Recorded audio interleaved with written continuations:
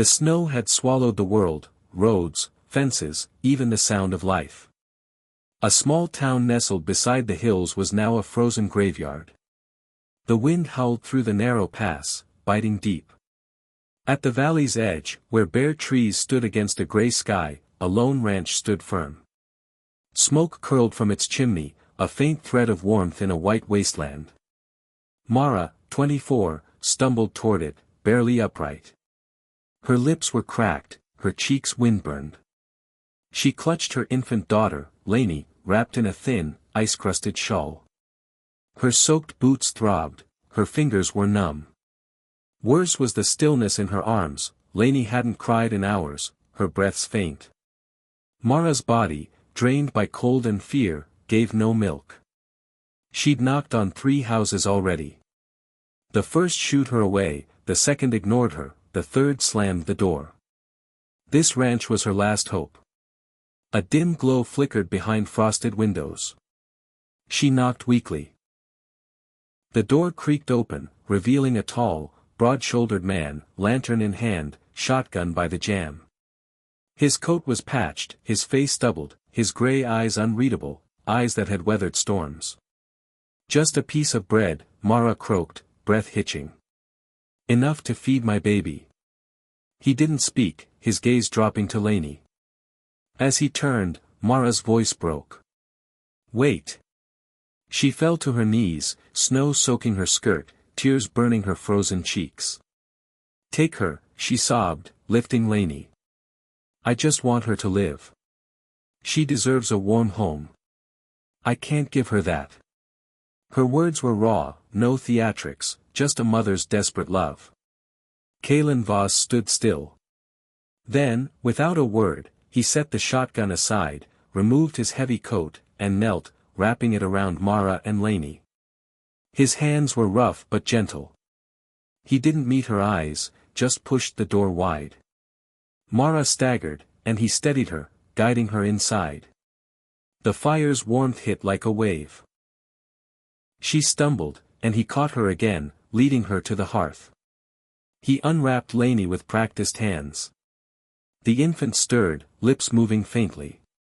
Mara sobbed in relief, pressing her face to Lainey's head. The door closed, shutting out the wind's scream. Mara sat by the fire, shivering despite Kalen's coat.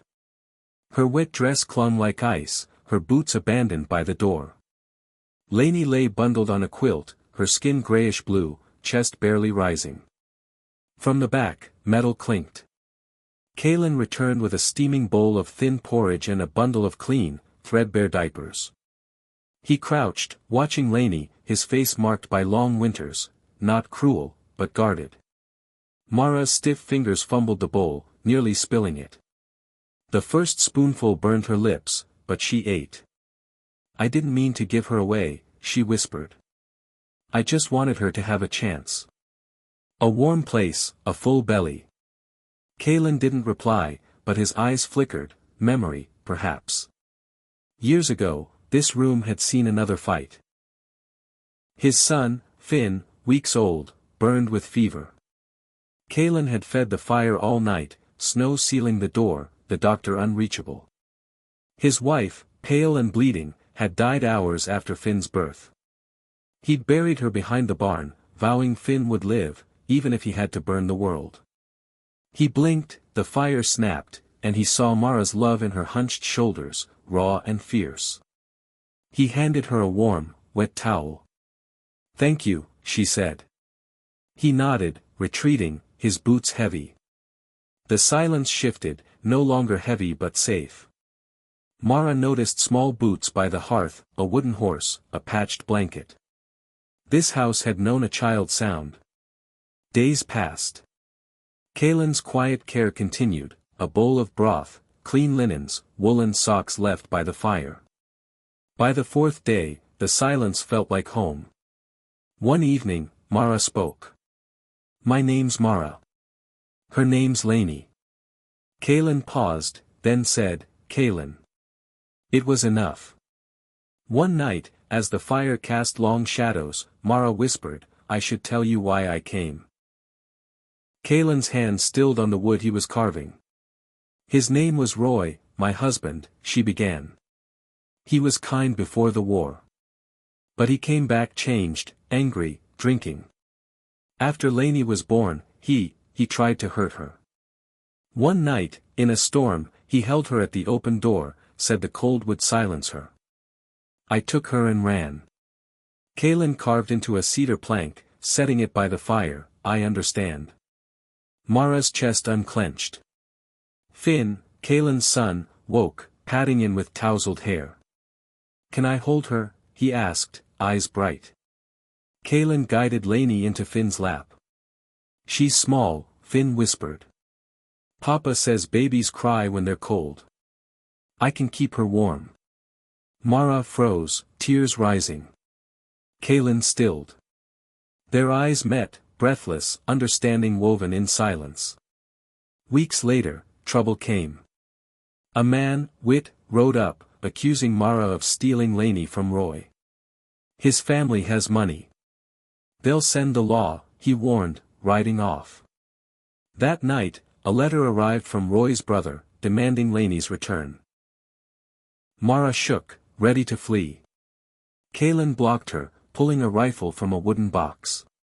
You're not going anywhere, he said, voice low, solid. I won't let anyone take your child. Or you. Mara's knees weakened, not from fear, but safety. Days later, Roy arrived, drunk, pistol in hand, storming the cabin. Mara wedged a chair against the door, but Roy burst through, grabbing her.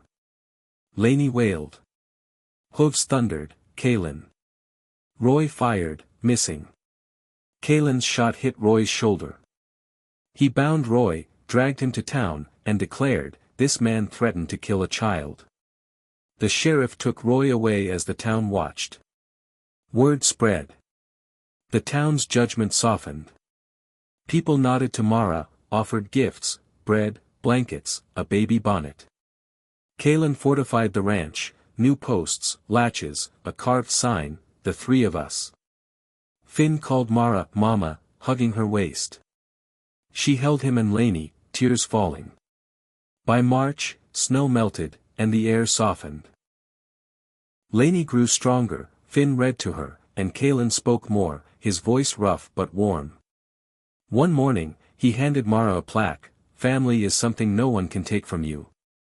She leaned into him, whispering, I believe that. They sat together on the porch, Kaylin, Mara, Finn, and Lainey. The sun spilled gold across the fields. No words were needed. They had survived the storm, not just of winter, but of loss and fear. Love, quiet and fierce, had carved a home in the dust and grit of the frontier.